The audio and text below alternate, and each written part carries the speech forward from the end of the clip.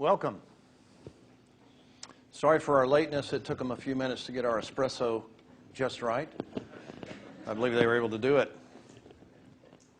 This event began with an invitation to host Mr. Hitchens and Mr. Wilson on our campus, and given that my apologetics class meets on Thursday evenings, they should be here in the front. Yeah, there you go. It's the most noise you've made all semester.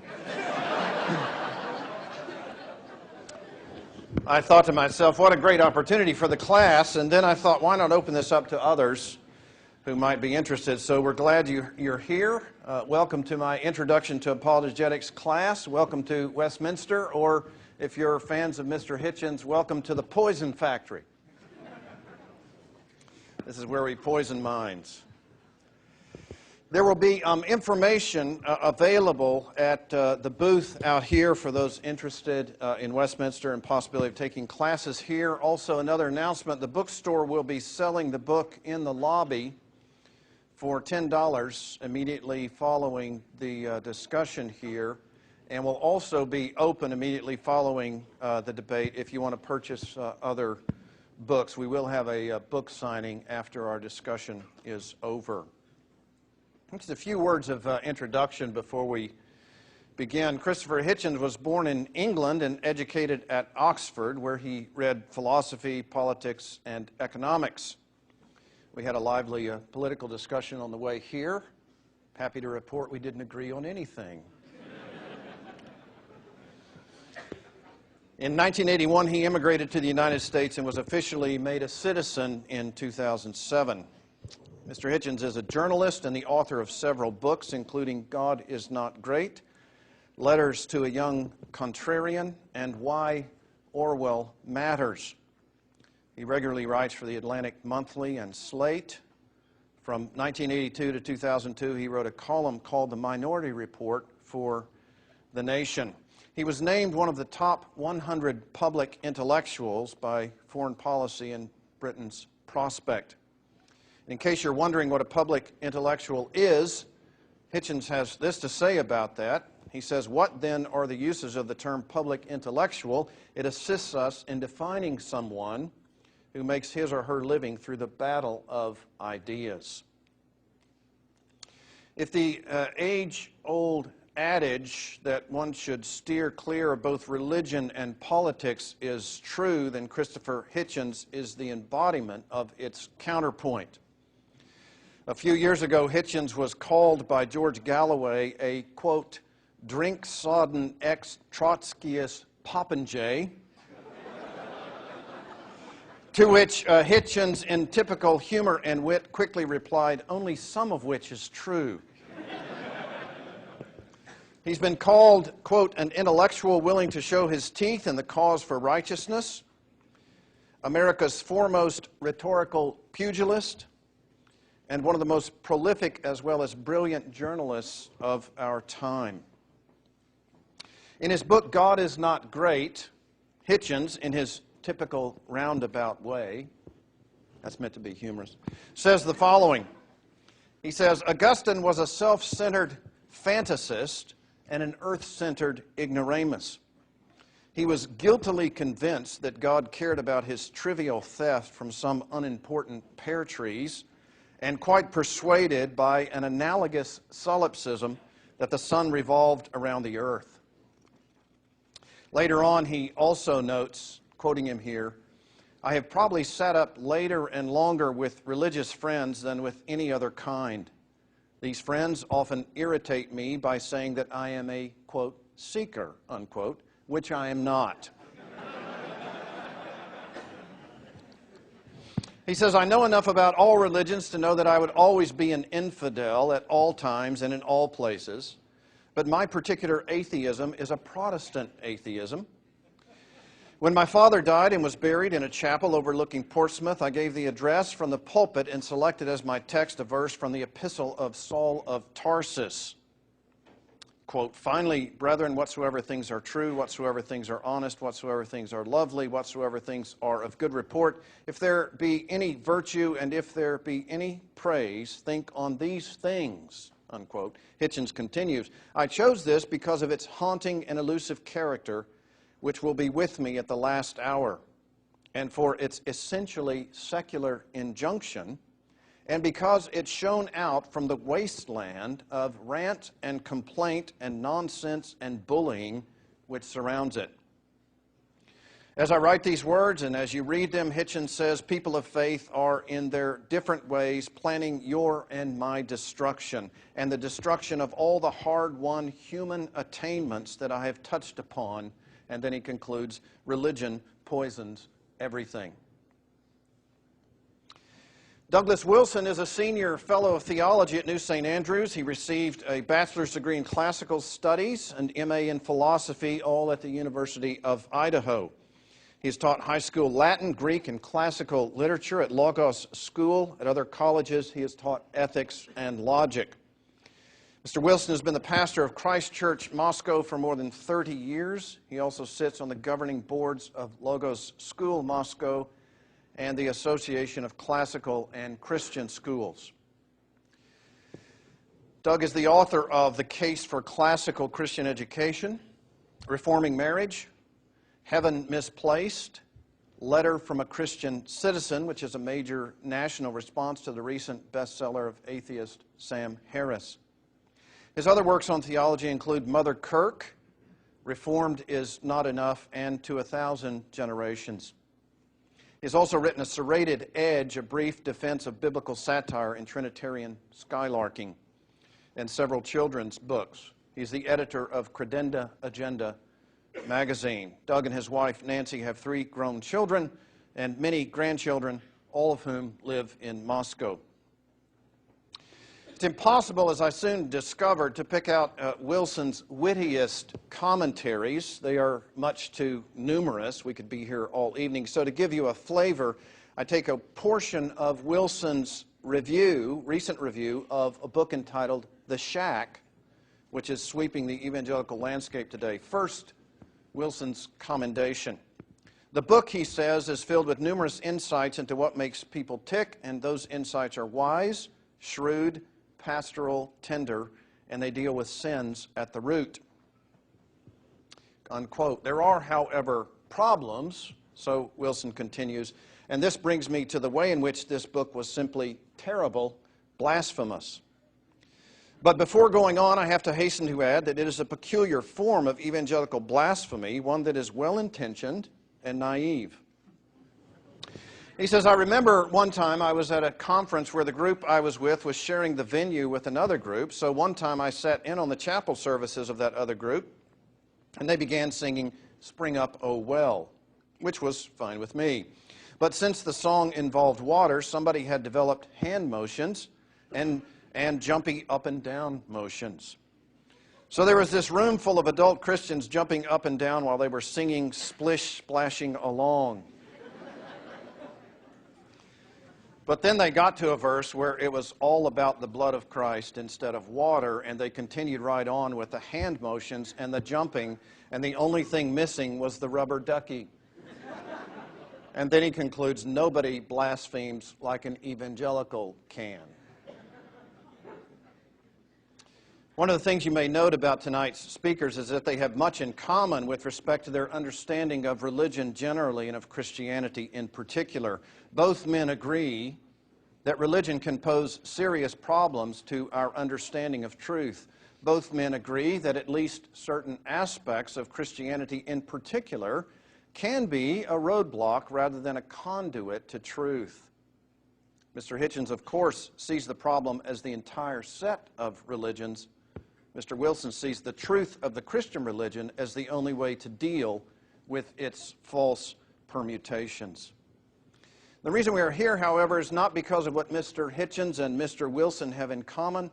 Rather, we are here because what Mr. Hitchens and Mr. Wilson do not have in common is so foundational and decisive that it determines and directs everything else that they claim to believe and to be. For Mr. Hitchens, God is not great. For Mr. Wilson, God is so great that even an argument against him depends on that greatness. The format of our discussion tonight will be this. We will first have a presentation from Mr. Wilson, followed by one from Mr. Hitchens. We will then have a response first from Mr. Wilson, then from Mr. Hitchens. We will then have closing statements from each, after which time we will invite questions from the audience. Now, what I'd like to do is ensure that we have a balanced array of questions, so I'll ask if you have a question for Mr. Hitchens, you stand on this aisle at that microphone. This is the Hitchens aisle. And over here is the Wilson aisle. If you have a question for Mr. Wilson, stand over there, and we'll try to alternate back and forth as much as we're able to do that. I will moderate those questions, and those of you in my apologetics class will know that I have not much tolerance for effusive commentary, so it could be that many of you are better debaters than anyone up here, but this won't be your time to show that. So what I'd like to do is limit commentary to some extent and ask you to please address questions to the speakers. After our discussion and debate is over, both Mr. Hitchens and Mr. Wilson will be on stage to sign their books. Again, they'll be on sale out there if you'd like one. I would ask you to line up here. We'll move the table back and to come across this way and exit there so that we can do that in an orderly way and so that they can at least have some breathing room. So without further ado, we are honored to have both of our guests with us tonight, Mr. Doug Wilson, Mr. Christopher Hitchens. Please welcome them.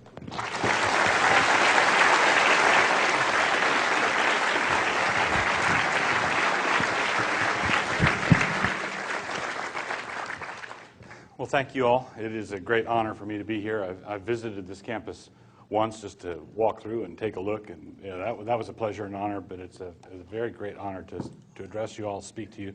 And I want to thank Christopher for being such a good sport on this little tour that we're doing from New York to Philly to D.C. tomorrow. We've had a grand old time thus far, and I'm very grateful for the whole thing. In the introduction, it said that Christopher read philosophy at Oxford. I tried to read philosophy at the University of Idaho, and I remember one time sitting in the library reading aloud just to maintain forward motion.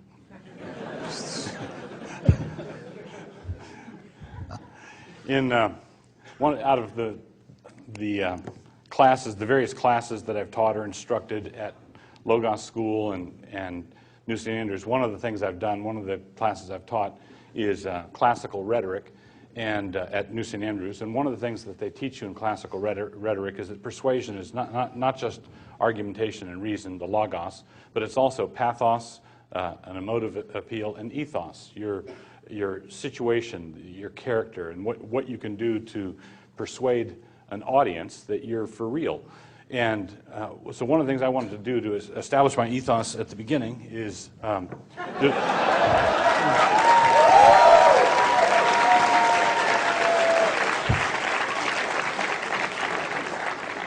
And you will know, if I feel like I'm starting to lose the debate, I will put this on.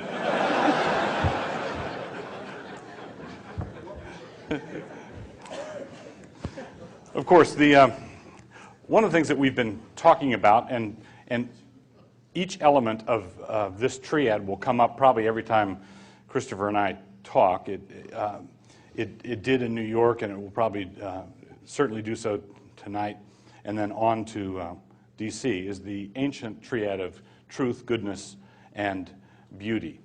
Truth, goodness, and beauty. One of the things I wanted to focus on this evening was beauty, but not because the other two things are irrelevant, and those certainly can come up in the questions or in our exchanges. But the way I want to argue, the way I want to talk about this, is that the Bible and God is not something that I'm interested in reasoning my way to. I don't believe that Christopher and I could find common ground, agree upon the rules of historical investigation, or agree upon the laws of logic, and then reason our way to God. There are many Christian apologists who believe that is possible to do. I don't reject evidences, but I'm not an evidentialist. I believe that evidences have their place in apologetics, but I don't believe that they should be foundational. What I'm interested in doing is asking about the preconditions for any sort of statement. So in a debate, I think it's necessary to do two things for those who are observing the debate. What is necessary to do is not only look at what the person is saying, what argument is coming out of him, what is he articulating, but also take a look at his feet. What is he standing on in order to make that sort of statement? In other words, I would like to invite you to ask not only to hear what Christopher says about what he believes about the nature of the world, but then ask yourself, well, if he's correct and the world really is that way, would he be able to make that statement? All right, does any sort of statement follow that's rationally coherent from his assumption of the way the world is?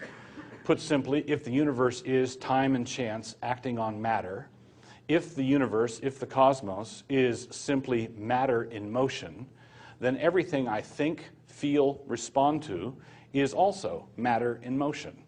If the universe, if the cosmos is matter in motion, then this table is matter in motion, and what's going on in my head is matter in motion. With luck. What's that? With any luck. With any luck, yes. Quite.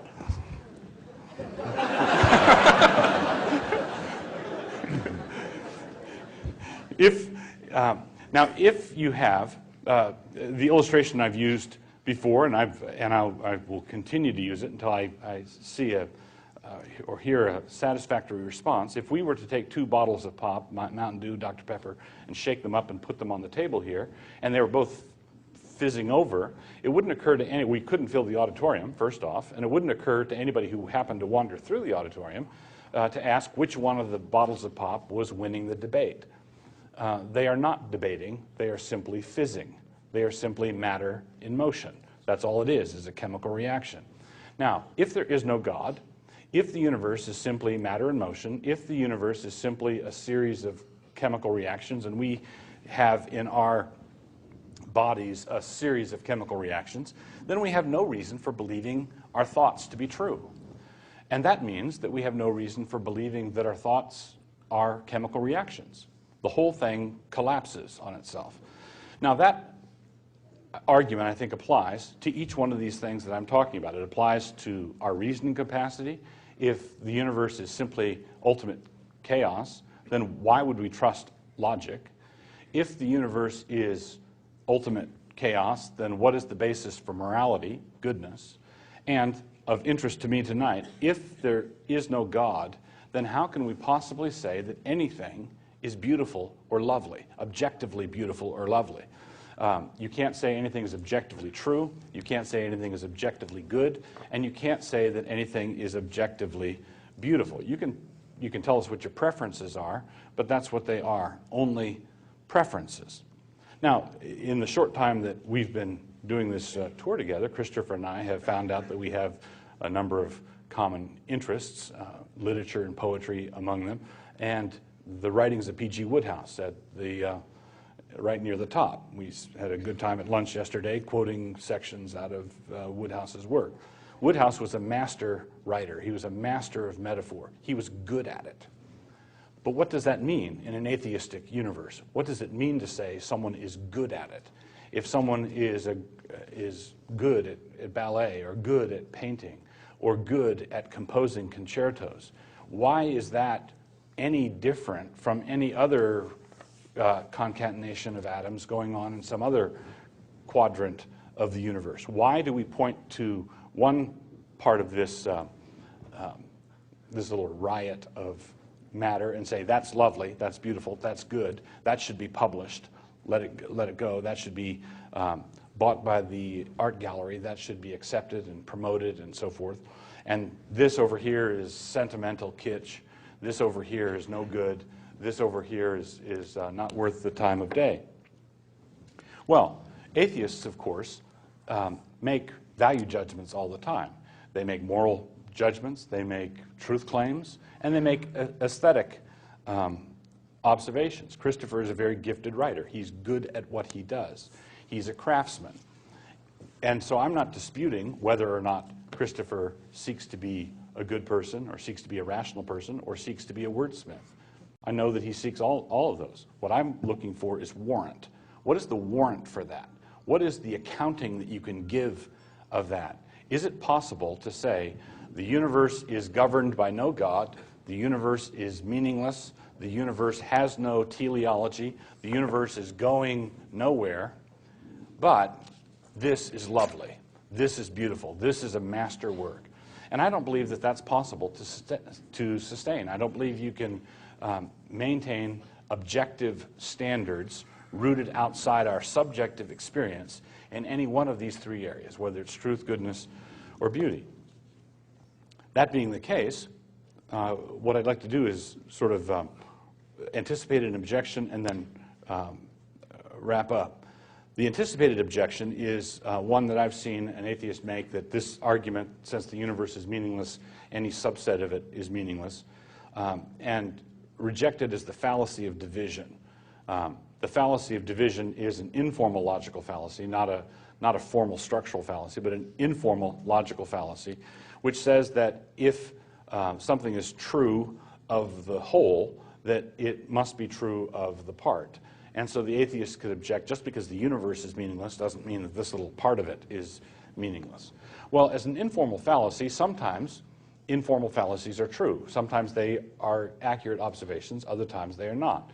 So, for example, if I were to say the Pacific Ocean is made up of salt water, then it follows that this bucket of water from the Pacific Ocean is also salt water. What's true of the whole is true of the part. It's not. It's a fallacy when I say that this the Pacific Ocean taken in its entirety is heavy. Therefore, a thimble full of water from the Pacific Ocean must also be heavy. No, it's light. That's the fallacy of division in action. So the question is, does the meaninglessness of the universe translate down to the particulars like salt water does with the Pacific Ocean? I believe so. I believe that if there's no teleology, if there's no point, if there's no direction, then that fact haunts you down into all of your endeavors, all of your pursuits, especially concerning your aesthetic pursuits. Anyone who thinks that the history of philosophy has not had an impact on the production of art in our culture, I think is simply not paying attention. It does translate, and it has, I believe, genuinely aesthetic damaging effects. So, thank you. I'll leave it there. Well said. My fellow Americans. It's taken me a long time to get to say that. By the way, does anyone here have the nerve to put up their hand and say they know why it's called the World Series? There's always one smart ass. You be quiet for a second. It took me 25 years. I immigrated here 27 years ago. Why do they call it the World Series? It's a game no one else plays. Maybe Dominica, perhaps Haiti, Japan. Okay, Canada, but come on, World Series? What? And it was interesting. Every American I knew said, why wouldn't it be called the World Series? It's our game. You will in a second see where I'm going with this. But I wouldn't accept it. No, there must be a reason why it's got that name. And I chased it down. The contest, the event, was sponsored by a newspaper called the New York World. Now defunct. Everything's gone about the New York World. No one remembers it, no one reads it. But the World Series survives as a kind of ghost remnant of this. It could have been called the Post Series, but I don't think Americans would have been so proud of it.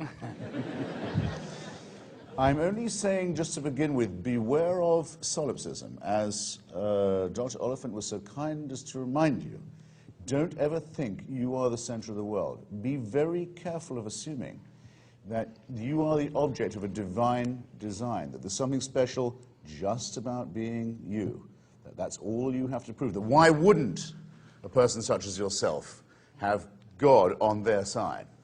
Why wouldn't it be? Of course God would care who I slept with, what I ate, what holy day I observed. Why would he not?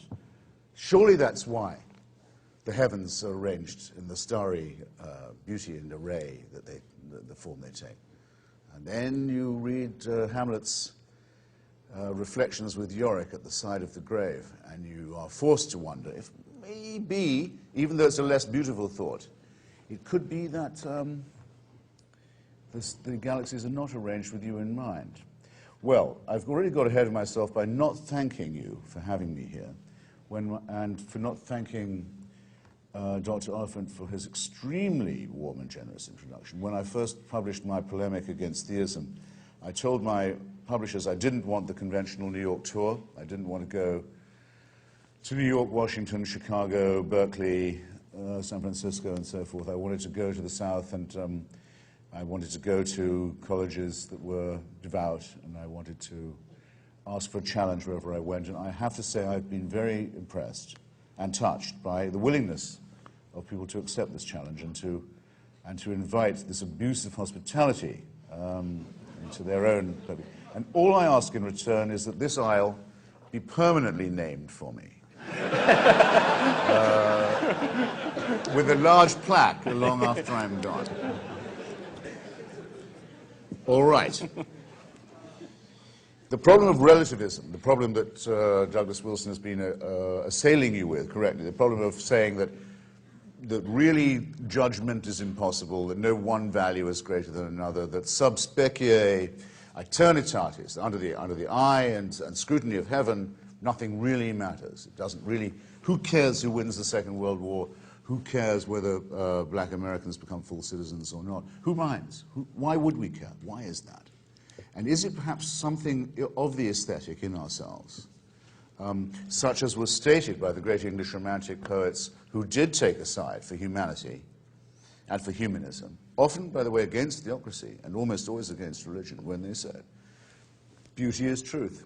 Truth, beauty, that is all ye know and all ye need to know on earth.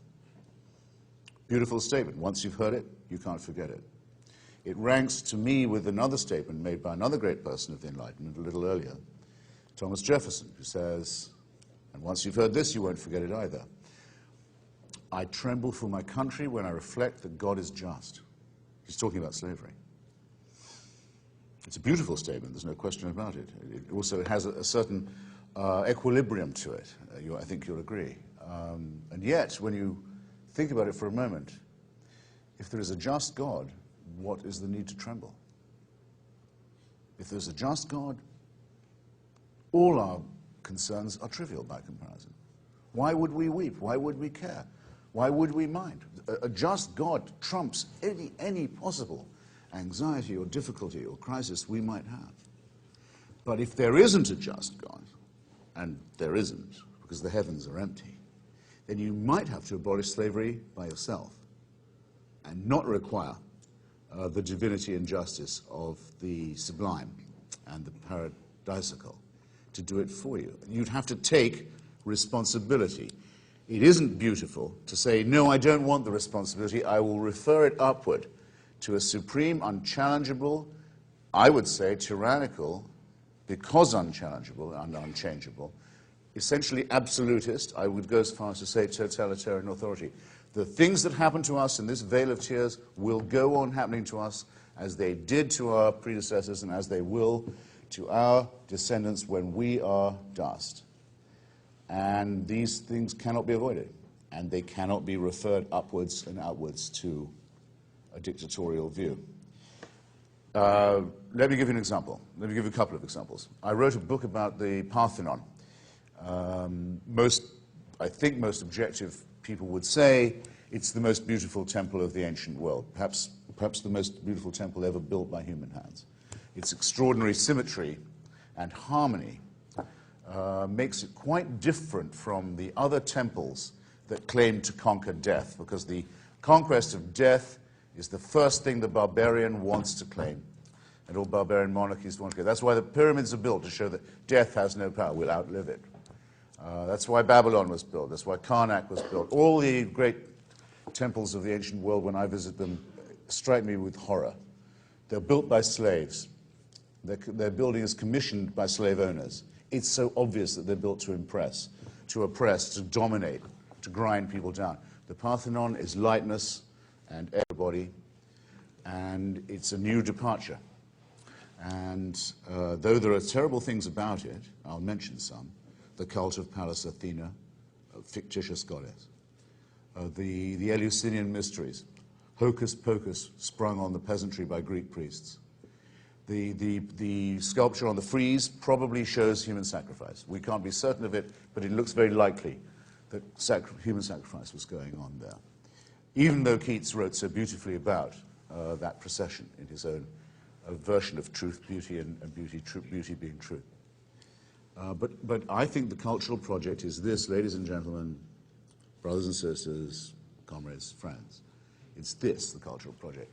Can we rescue, can we separate the beauty, symmetry, harmony, and civilization of pre-Christian, pre-monotheistic, pagan, polytheistic Greece? Can we keep what if that is valuable and useful, and philosophical, and poetic and dramatic, while dumping the supernatural, the superstitious, the cultish, and of course the Athenian genocidal imperialists that sent expeditions to destroy the whole populations of islands and neighboring republics with which it disagreed, or which refused to pay tribute? Yes, I believe it is possible.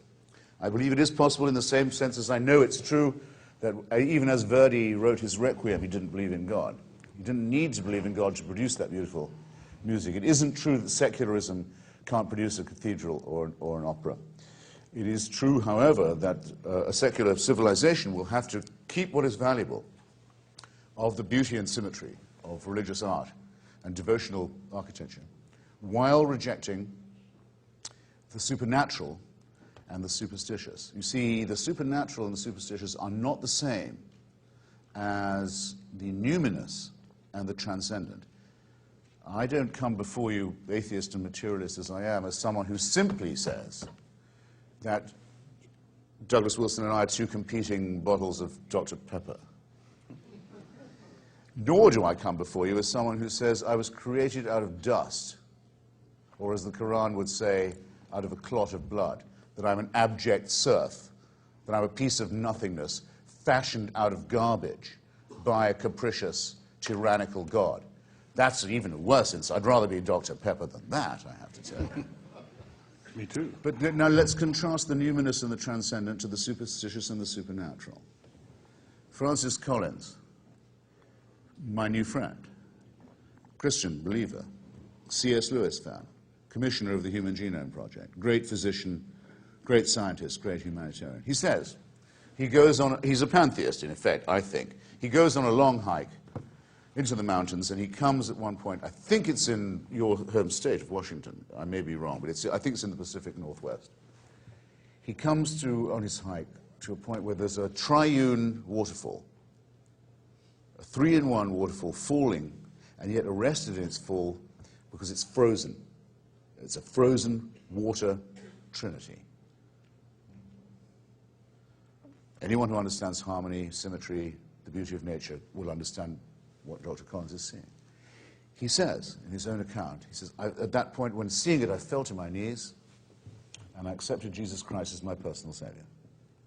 Some of you may have had similar experiences, I don't know. I'm immune to this kind of thing, but I'm not indifferent to it. Where does he get off with such a non sequitur? It is, of course, very beautiful to see a 3-fingered frozen waterfall. What if it had been 4 fingers and not a trinity? Would he not have accepted Jesus Christ as his personal Savior? Did you see the slack-jawed, gaping propaganda of the World Trade Center when everything was all cleared away? At the bottom of the girders, there was a cross standing there. All buildings are built with a crosshatch of steel. It's well known. They go like this, like all windows. It would be amazing if there wasn't a cross there. If it was a star and crescent made out of melted steel, I'd be really impressed.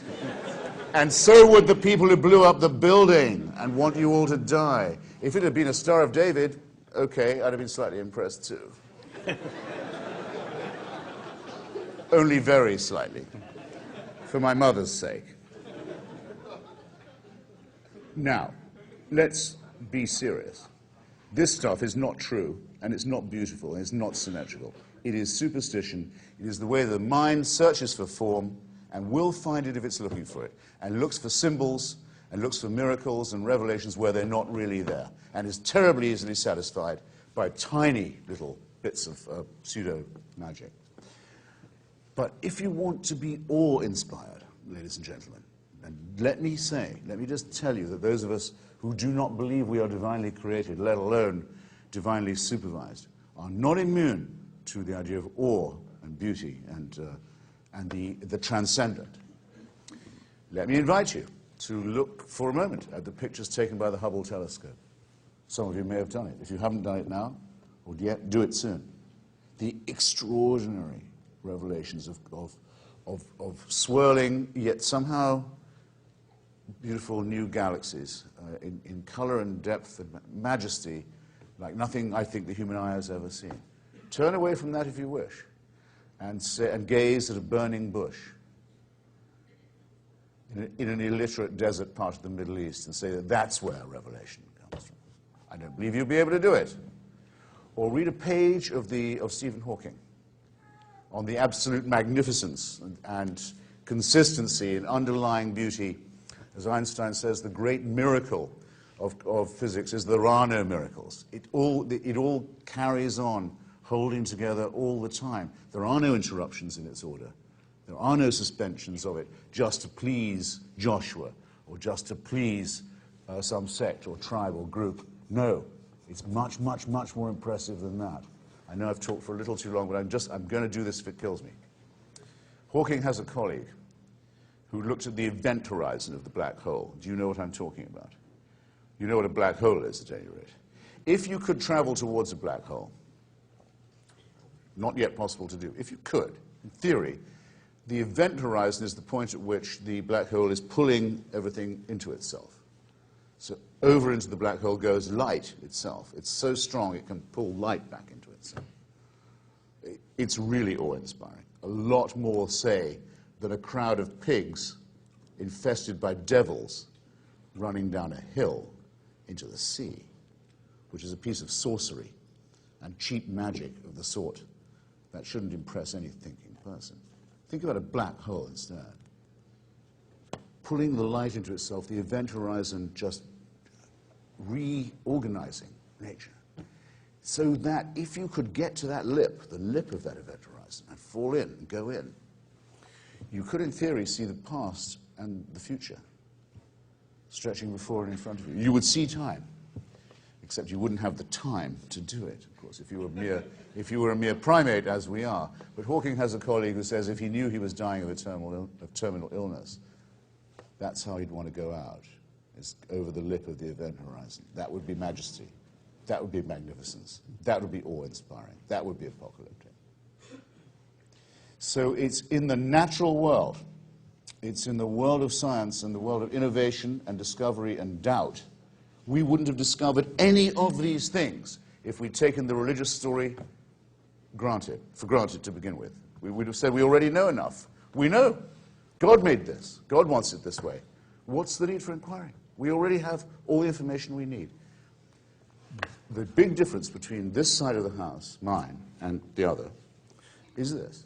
I am absolutely certain that I do not know, but that it might be possible to find out, and that doubt and skepticism and innovation and inquiry are the only means by which wonder and beauty and awe and symmetry will be discovered, and beyond those peaks we can yet see, new, more wonderful peaks will rise. Whereas, on the Wilson side of the house, it is said, we already have the certainty. We know that God created us, and we even claim to know his mind and what he wants of us. And I just invite you to open your minds to the possibility that the skeptical and the inquiring and the doubtful will be better than anything that calls itself faith. Because anything that calls itself faith calls itself certainty. And for certainty, I think there is no place in an institute of intellectual mentation and higher education. And I'm very grateful to you all for giving me the chance to say so. Thank you. All right. I believe the drill was to interact for a little bit and then closing statements. I would like to make a couple of quick observations and then ask a few questions. The observation would be, Christopher and I were talking this morning about whether I believed in the miracle of the Gadarene swine that he referred to, and I certainly do. I accept all the miracles of the Bible as described in the Bible. But I mentioned to him the Gadarene swine rule, which is just because a group is in formation, it doesn't mean they know where they're going. The other thing that I would like to point out about that is that it's not an either-or thing. It's not as though by believing that Jesus did a miracle with the Gadarene swine that I'm thereby prohibited from believing that there are marvels to be seen through the Hubble telescope. It's not, I'm not forced to choose one or the other.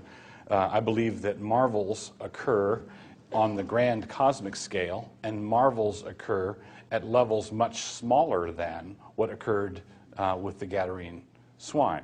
So just God is a macrocosmic God, and God is a microcosmic God. He speaks in the great things, and he speaks in the little things. The difficulty here, one other thing about this, when you think about crossing over the event horizon into a black hole, and you get to the point where you see the future and the past at the same time, or you think about quantum mechanics and things traveling like a particle and arriving like a wave, or vice versa, or the same thing, you know, they're both at the same time, that sort of thing. The thing that astonishes me when I read physicists, particularly atheistic fellows who are evoking a sense of wonder out of their descriptions of these sorts of things, and you heard Christopher just do it, they then turn around and say that they have objections to the doctrine of the Holy Trinity because they can't make sense of it. Does it make sense to you that you could see the past and the future at the same time, provided you were headed toward a big black hole of nothing? Would you sketch that for me on the blackboard, please? Well, of course. That could be done. The Trinity can't be done in that way. Ah, sure. I had a triangle and a circle. So the point. Have it your way. Now, the point is that there are mysteries beyond us. Right? The issue is not whether there are things in the universe that will stagger us and make us go, whoa. The issue is when you reflect on what you think is actually going on, when you reflect on what is actually going on, and you say there's no purpose in this, there's no design behind it, it's just a plain, weird, crazy place, I believe that you have removed the aesthetic element. You've removed the element of intention. It may be big, it may be crazy, it may be wild, it may be chaotic, but it's not lovely. But if it is designed by God, in other words, if all those galaxies that you can see through the Hubble pictures, if all those galaxies, if the Crab Nebula and all of those things were put there on purpose by the triune God of Scripture, then you have not only something that's grand and big in scope, but you have intentionality. You have what I would call artistry. God is a great artist. Now here's the difficulty. When Christopher early in his, and this will lead up to my question. Yes. When you began with why would he care? Why would God care? Why should I take a solipsistic approach and assume that God would care who I slept with?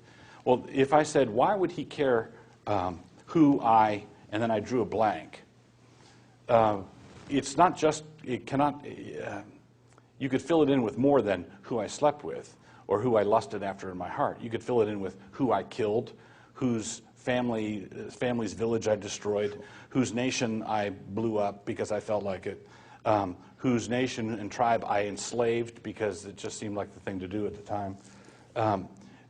Christopher said, when we discover that we are not accountable, that we have no court of appeals that goes up to the top with this totalitarian God as Christopher sees him, I see a father, he sees Big Brother, what it boils down to. So I see a loving father, and he sees the eternal surveillance cameras and that kind of thing. And he says, well, if there is no... And thought crime.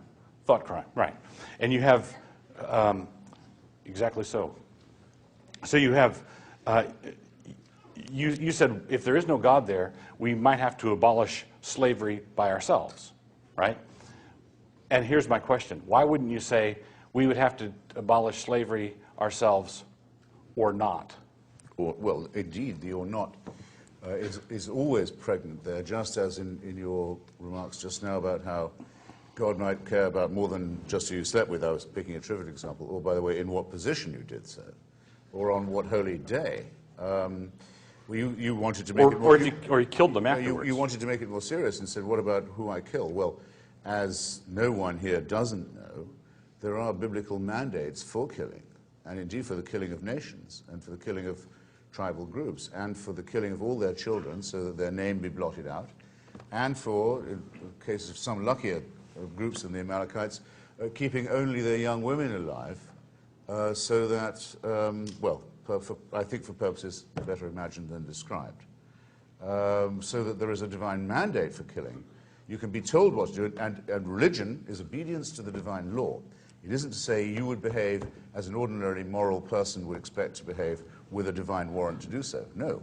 As any Mormon will tell you, if the head of his church tells him to commit a murder, he has to assume that the head of that church knows better than he does, that it might be for a much higher reason. But why are we having this? He would do something that no morally sane person would do because he was religious. Now, let us not lose sight of this point, which you have, in our previous discussions, several times conceded.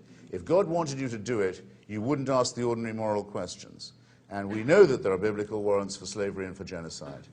And so your point that, that religion conforms to ordinarily understood humanitarianism simply falls. That's the first thing. So my question is this, because I don't see us really disagreeing at this point. I believe that it was okay to kill Amalekites, right? Because it was not okay to not do it because God told them to kill the Amalekites. We would differ on... Well, there you are. I got you to say it. Okay. Happy to say it, and didn't get me to say it. No, I know you get a bang out of saying it. What I actually get a bang out of is what I'm going to get you to say next. And that is, neither one of us has a problem with killing Amalekites. I don't have a problem with it because God told him to do it. You don't have a problem with it because the universe just doesn't care what happens to Amalekites. No, actually, that's not true, because what if I was an Amalekite? Well, you're not the universe. Well, no, I'm sorry, it still changes everything. No, it doesn't. Because you're not an Amalekite. They're all dead. They're all dead. That is what relativism means. You know, don't you, that it actually is true. There are discussions among Israeli rabbis, including Israeli rabbis in the Israeli army, published in Israeli newspapers today, to say, is the commandment to kill the Amalekites applicable to the Palestinian Arabs, Christian and Muslim, or not? Is Amalek still with us? Is he the name of our enemy? Are we still enjoined by God to destroy all non-Jews in the greater Palestine? This stuff goes on. And if they answer it in the affirmative, you don't mind. This is why I feel justified in the subtitle of my book, that to no argument does religion add anything that doesn't make it more toxic.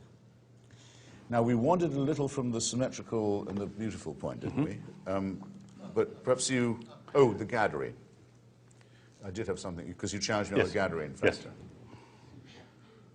Yes. If you believe in all these miracles, it's entirely up to you.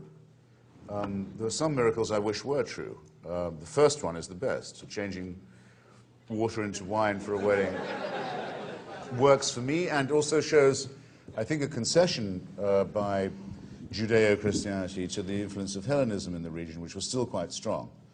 As you know, the Passover Seder consists really of people lying around on couches, drinking wine, asking questions dialectically in a Socratic manner, bringing the children into the discussion and so forth. That's an admirable tradition on which to base things. And I think not enough of Judaism, and certainly not enough of Christianity, is based on that method. But at least the miracle of Cana shows they knew the importance of wine, and they knew they wouldn't sell their religion without that. But the Gadarene swine worries me. There may be a woman who's possessed by demons and devils. I don't think such a thing could possibly happen. I don't think women are, or anyone is, demonically or diabolically possessed. The Prophet Muhammad believes that our world is surrounded by demons and jinns, that they're around us all the time. Devils are in the dust. Devils are in the dust, are in the air. Some very primitive animist tribes believe this too. No decent thinking person can believe it.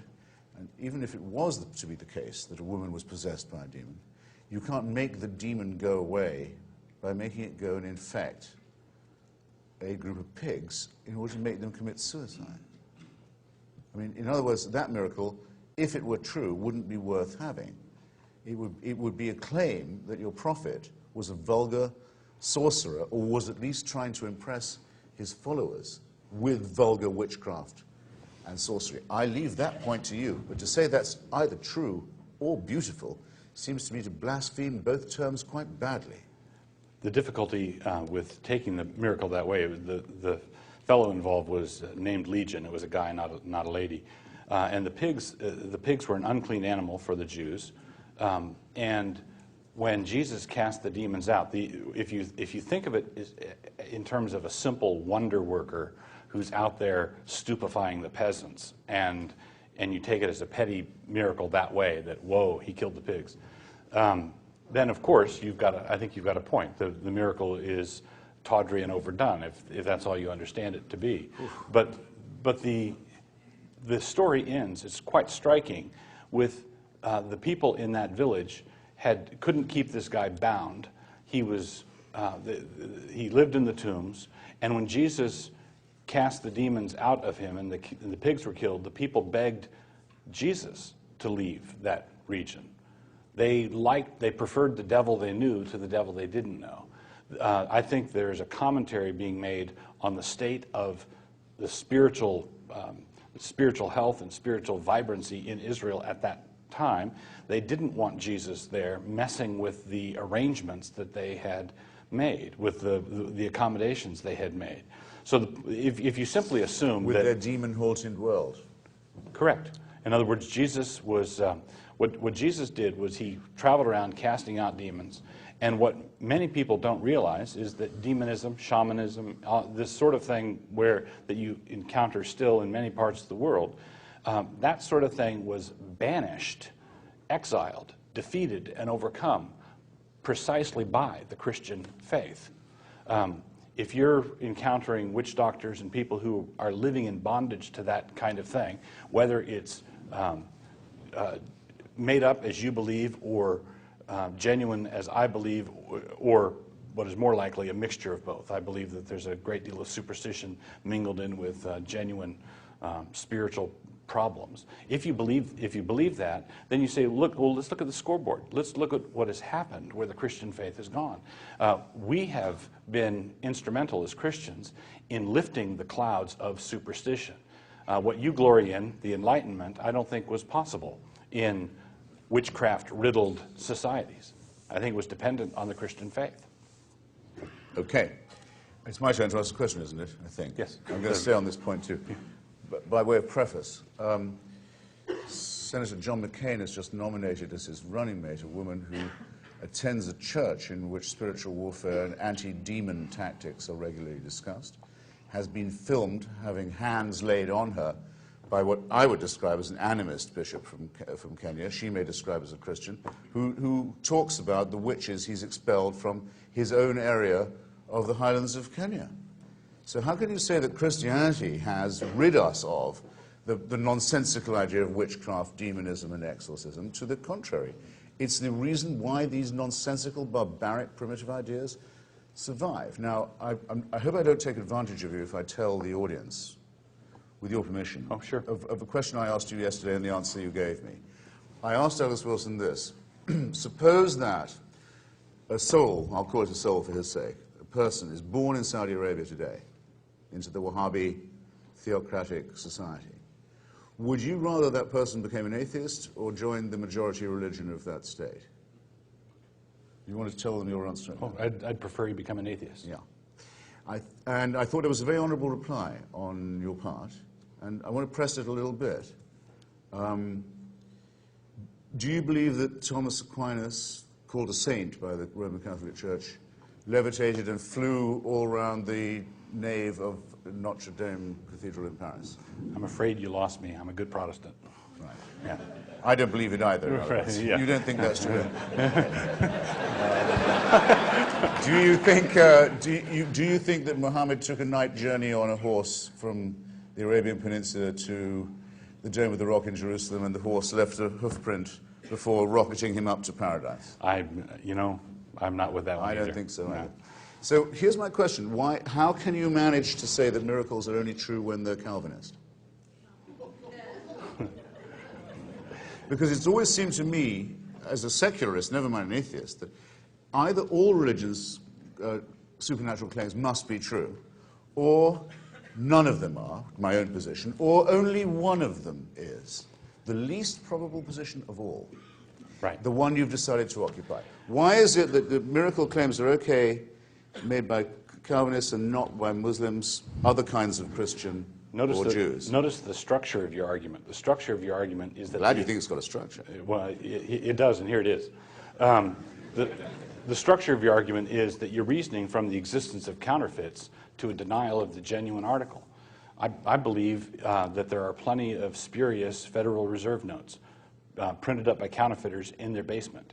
And I believe that this assertion that this bogus Thomas Aquinas $20 bill and bogus Islamic flying horse $20 bill does not obligate me in the slightest to deny the existence of genuine currency. I don't see how you can argue from the existence of counterfeits and fakes and knockoffs to a denial of the genuine. But I wasn't doing so. You were asking me... No, I was asking how on what you found. Your assertion that yours is the only true bill. The ones I believe in, the ones I believe in are the ones I believe in. Yes. For example, I've spent a lot of time on a small point that I think is a big one. You probably, or some of you will know of the existence of a text called the Protocols of the Learned Elders of Zion. It was originally fabricated by Christian Russian Orthodox fascists in the pay of the Tsar to try and condemn the Jewish people for a blood libel and a secret government based on conspiracy, and it's now the chief paranoid document on the website of Hamas and Islamic Jihad, and it's had a huge circulation in Christian and Muslim religious circles for a very long time. It's usually described as a forgery. If you've ever read about it, you'll have heard of it as a forgery. Yeah. And it may seem to you a pedantic point, but I don't think it is. Whenever I write about it, I say, don't call it a forgery. Why not? A forgery is a copy of a true document. Protocols of the Elders of Zion is not a copy of a true document. Right. It is a fabrication. It's a whole cloth hoax. It's a criminal slander invented out of whole cloth. There's nothing forged about it at all. There's no true bill to begin with. Now do you see the distinction? Yes. Well, why are your miracles the true bill and the others are all copies of it? Because they happened. Jesus really did. All right. Jesus really did rise from the dead, which I believe on the same basis. Aquinas believed that. Sure. Muhammad believes the fact some that of that. Aquinas didn't fly around Notre Dame does not mean that he got everything wrong. No. Right. So, I believe that I was not there at the Battle of Waterloo. Didn't see it happen. I accept it on the basis of eyewitness accounts and authorities' eyewitness accounts that I deem to be reliable. I do the same thing with George Washington crossing the Delaware. I do the same thing with the resurrection of Jesus from the dead. Now, I believe that you could generate a whole host of evangelical Protestant miracles that I don't believe in either. I believe that we ought to study it, love the Lord our God with all our heart, soul, mind, and strength, love the Lord our God with all our brains. We should look at the evidence and make a determination. We shouldn't just say, oh, it's a miracle, it's good, and it serves the cause of the gospel, or it helps keep people in line or helps inspire them. If it's not true, if it didn't happen, we should have nothing to do with it. And I've been in Christian circles for many years, and I've heard all kinds of miracle stories that I don't believe. I've heard probably more miracle stories that I don't believe than miracle stories I do believe. But as a Christian, I don't believe that I can go into the Bible and pick and choose. If Jesus did not rise from the dead, then we of all men are most to be pitied. And so it doesn't matter how socially good it is or bad from your point of view. What matters is the truth. Devils are in the dust, are in the air. Some very primitive animist tribes believe this too. No decent thinking person can believe it. And even if it was to be the case that a woman was possessed by a demon, you can't make the demon go away by making it go and infect a group of pigs in order to make them commit suicide. I mean, in other words, that miracle, if it were true, wouldn't be worth having. It would be a claim that your prophet was a vulgar sorcerer, or was at least trying to impress his followers with vulgar witchcraft and sorcery. I leave that point to you, but to say that's either true or beautiful seems to me to blaspheme both terms quite badly. The difficulty with taking the miracle that way, the fellow involved was named Legion. It was a guy, not a lady. And the pigs were an unclean animal for the Jews. And when Jesus cast the demons out, if you think of it in terms of a simple wonder worker who's out there stupefying the peasants, and you take it as a petty miracle that way, that, whoa, he killed the pigs, then of course I think you've got a point. The miracle is tawdry and overdone, if that's all you understand it to be. But the story ends, it's quite striking, with the people in that village couldn't keep this guy bound. He lived in the tombs, and when Jesus cast the demons out of him and the pigs were killed, the people begged Jesus to leave that region. They preferred the devil they knew to the devil they didn't know. I think there's a commentary being made on the state of the spiritual health and spiritual vibrancy in Israel at that time. They didn't want Jesus there messing with the arrangements that they had made, with the accommodations they had made. So if you simply assume with that... their demon-haunted world. Correct. In other words, Jesus was... What Jesus did was he traveled around casting out demons. And what many people don't realize is that demonism, shamanism, this sort of thing that you encounter still in many parts of the world, that sort of thing was banished, exiled, defeated, and overcome precisely by the Christian faith. If you're encountering witch doctors and people who are living in bondage to that kind of thing, whether it's made up as you believe, or genuine as I believe, or what is more likely, a mixture of both. I believe that there's a great deal of superstition mingled in with genuine spiritual problems. If you believe that, then you say, look, well, let's look at the scoreboard. Let's look at what has happened where the Christian faith has gone. We have been instrumental as Christians in lifting the clouds of superstition. What you glory in, the Enlightenment, I don't think was possible in witchcraft-riddled societies. I think it was dependent on the Christian faith. Okay. It's my turn to ask a question, isn't it? I think. Yes. I'm going to stay on this point too.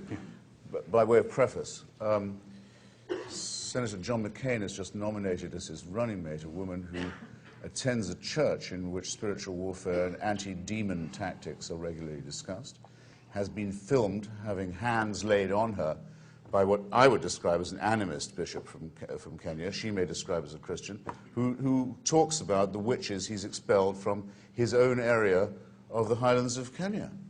So how can you say that Christianity has rid us of the nonsensical idea of witchcraft, demonism, and exorcism? To the contrary, it's the reason why these nonsensical, barbaric, primitive ideas survive. Now, I hope I don't take advantage of you if I tell the audience, with your permission, sure, of a question I asked you yesterday and the answer you gave me.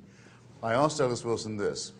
Suppose that a soul, I'll call it a soul for his sake, a person is born in Saudi Arabia today into the Wahhabi theocratic society. Would you rather that person became an atheist or joined the majority religion of that state? You want to tell them your answer? Oh, I'd prefer you become an atheist. Yeah.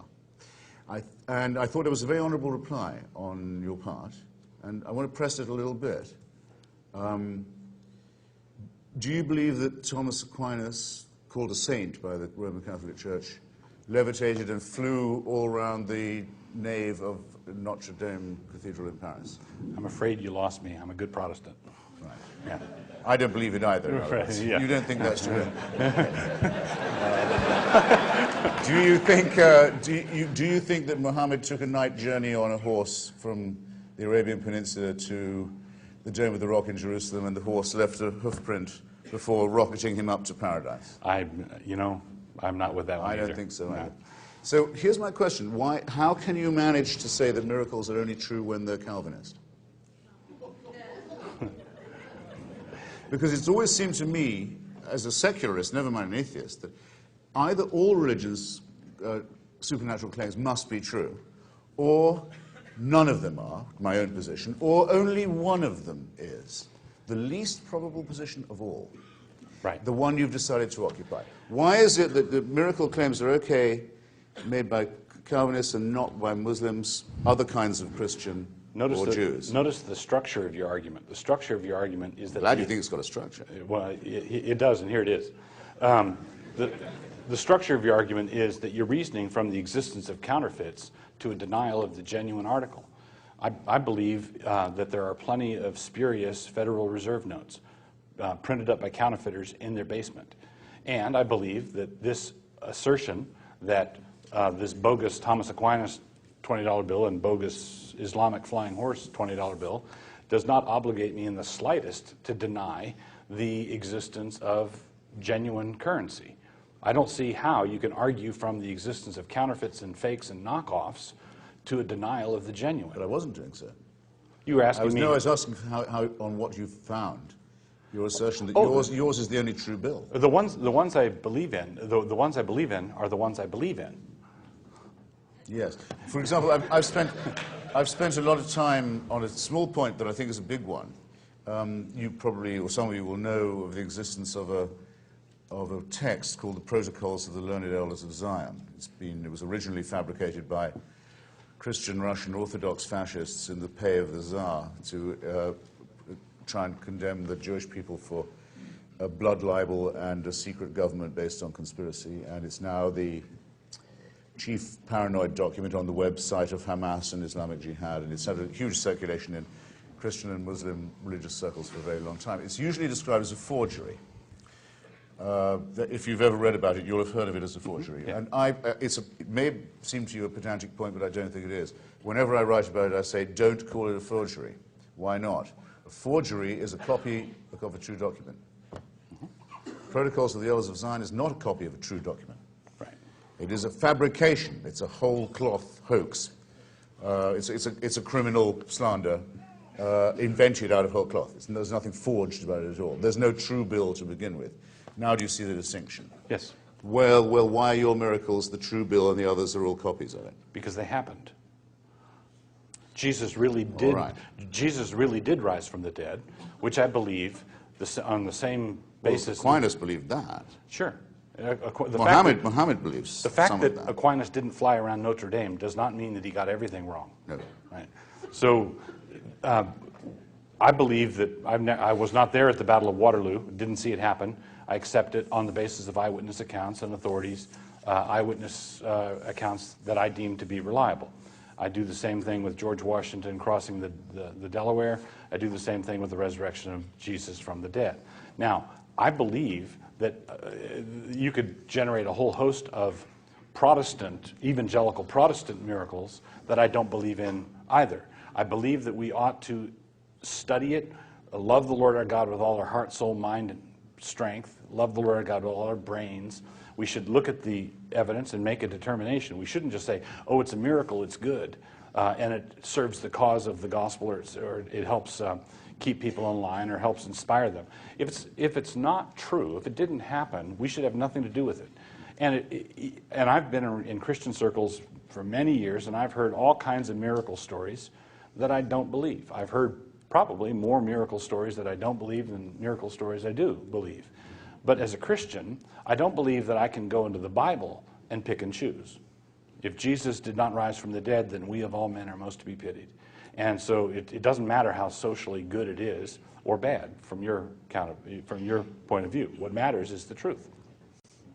And so when I say I believe this miracle occurred, it has nothing to do with, I don't accept Hume's argument as an absolute, that you can just rule miracles out. I believe on on the basis of well-attested miracles with eyewitnesses you believe, that's the most rational thing you can do.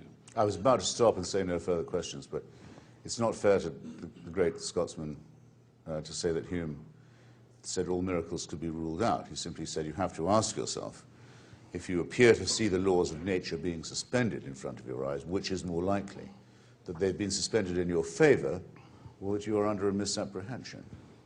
Right, and Otherwise, you're not allowed to appoint your own senses, your own impressions, as the arbiter of the natural order, and that might lead in the end to a dismissal, but it isn't an a priori one. Sure, and I believe that Joseph, when he found out that Mary, his betrothed, was pregnant, he followed David Hume's advice to the letter. He didn't know what the most reasonable explanation was, and that sort of thing. It's not that in the ancient world, it's not that people didn't know where babies came from. It's not that they didn't know that you couldn't walk on water. It's not that they didn't know that you couldn't change water to wine. They knew that as well as we do. No, all Joseph knew was who hadn't made her pregnant. Right. If we have to be crude about this. Correct. And if you were David Hume, you would ask which is more likely, that the fact that he hasn't made her pregnant and she is the result of divine intervention, or that a Jewish girl could tell a fib. Sure. And Joseph. Now, of the two, I don't think the latter is overwhelmingly improbable. Sure. And Joseph was And right since with there's David Hume. no religion has ever been founded except with the claim that its founder and prophet was born of a virgin. I have the whole list in the front of my book, if anyone. By the way, available at fine bookstores everywhere. I have in the first 2 pages of my book a list. There is no religion from Aztec to Hindu, including Buddhism, where the Gautama is born through a slit in his mother's side, where it doesn't begin with a miraculous birth. And there's no counterfeit money. You couldn't be in the religion business without claiming that, especially in the Greater Jerusalem area. And you couldn't be in the counterfeiting business without green paper and numbers in the corner. The Quran absolutely attests it. The Quran attests the virginity and motherhood of Mary. Sure. It's in the Quran. What could be wrong with that? Nobody counterfeits brown Safeway shopping bags. They're not worthwhile. It's not worth it to counterfeit them. If something's worthwhile, all right, if you've got a genuine article, then you've got counterfeits. Okay, now, pretty soon we're going to have to see if we've exhausted the tolerance of our brothers and sisters. But you know what? You remind me of something. Douglas and I had lunch yesterday with Marvin Olasky. Probably some of you know him. He's now the president of the King's College in New York, and was once famed as the head of President Bush's faith-based initiative. Dr. Olasky and I have something in common. We both used to be members of Marxist organizations, and we were chatting a bit about our old allegiances. Now, I remember I.F. Stone saying about Mussolini calling himself a socialist and Hitler calling himself a national socialist. He said, that's a compliment of a kind. Said my old comrade, Red comrade, as he said, nobody bothers to counterfeit bad currency. Well, it turns out that they do. But not currency believed to be. It turns out that the ironies of history and the cruelties that reality practice on us as a suffering species. Yes, actually, people will go to great lengths to say, I'd like to deal in this bankrupt currency. It can happen, and it has, as you've just shown. Yes, people do. Well, we don't have a chairman, do we? So when do we know when to invite our guests to join us? When do we know? I would forego mine for the sake of questioner, if you would. I'm happy to. No one will think I've said too little, will they? That I've dodged the responsibility. You can tell who's in charge here. And it's not me. My dear chap. We are happy to have questions now. Mr. Hitchens would like this aisle named for him. I just wanted to mention there is a way to do that. It will cost you. The endowment trap. This will be the old endowment trap. This will be the Hitchens aisle for questions. This will be the Wilson aisle for questions. Please move to the microphones if you'd like. And we'll begin to entertain questions, after which time, if you have a book, we'll line up over here for, you can sign that, or they'll be for sale out in the lobby. You might have time to come up. Not just a book, a receipt, please. receipt, right? Thank you. They say a book stolen is a book sold, but I'm not having it. Yes, on the Hitchens aisle. Sir. I have two quick questions, if that's all right. Please. One and a follow-up. You mentioned that the idea of conception of God who drives demons from pigs makes him vulgar, and you said that that seems to blaspheme God one way or another. Does that mean that you have an implicit understanding of theology, in that if God were to exist, he ought not to look like this? No, I wasn't being anthropomorphic, and I may have spoken too swiftly, but what I said was not that it made God a blasphemable person, but that such an action, getting infected people to transfer their demons to infect pigs to commit suicide, was neither true, in my judgment, or beautiful by any standard. It said blasphemed against both the standards, if you wish, the aesthetic qualities that we were discussing this evening. Not that it blasphemed against God, it blasphemed against truth and beauty both. All right. One more. Sorry if I didn't put that plainly enough. No, by all means. Quick follow-up. Okay, quick follow-up. How do you mentioned probability between a miracle and a natural event. Yes. How do you go about assigning probability to a miracle? By that means that, especially if it's reported to me by someone who is bringing it to me second or third hand, I think I have a duty to doubt that the operations of nature were suspended. Say that an astrological child finder called into MSNBC to say that she knew where the kidnapped kid was being held. If I don't think all my antennae tell me that that's not true, that she would have no means of doing that. It's much, much more likely. By the way, this is the first time I introduce even the idea of fraud, even the possibility that someone would self-interestedly perform or claim to perform a miracle. I didn't do that before. It is claimed that the laws of nature were suspended, that the sun stopped at midday to give Joshua time to finish his battle. I don't think that happened. Okay?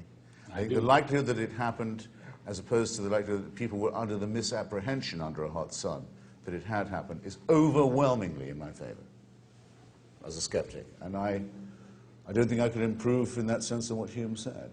Douglas thinks that the sun did stop in the sky, so that the revolutions of the planetary motions, the things that hold the universe in place, that keep the water on the planet, that keep the moon moving around, that was all stopped for Joshua's sake. I ask you, which is more likely? Thank you. Yes, over here. Mr. Wilson. I'd like to extend Mr. Hitchens' line of questioning to you, Mr. Wilson, and to ask you, as he was asking you how you know that the miracles of Christianity are true and other miracles are not. And I was wondering if you would please elaborate on what you were saying. You said that you believed they were true because you believed them to be true. You said you believed that they were true because you believed that they happened. But I was wondering if you could give more of your epistemology, more of your reasons for discerning what is true and what is not. I'm sorry if I created the wrong impression there. I was not urging fideism, that they were true because I believed them to be true, or that I was just going to take a blind leap and affirm the truth of them. Basically, my epistemology of miracles, if you want to put it that way, goes to the resurrection of Christ as the cornerstone. Because I believe that Jesus came back from the dead, as the Scriptures foretold that he would, after 3 days in the grave, and rose again from the dead, because that was an event that was predicted by the Scriptures, but which the disciples did not anticipate, and it flummoxed them, and Jesus told them overtly what was going to happen in the narratives, but they didn't expect it, didn't believe it, they weren't out at the gravesite 3 days later waiting expectantly, checking their watches. They had to be talked into it. Some of them, it took more time. With Thomas, with others, they wouldn't accept the word of those close to them. They were persuaded over time of this.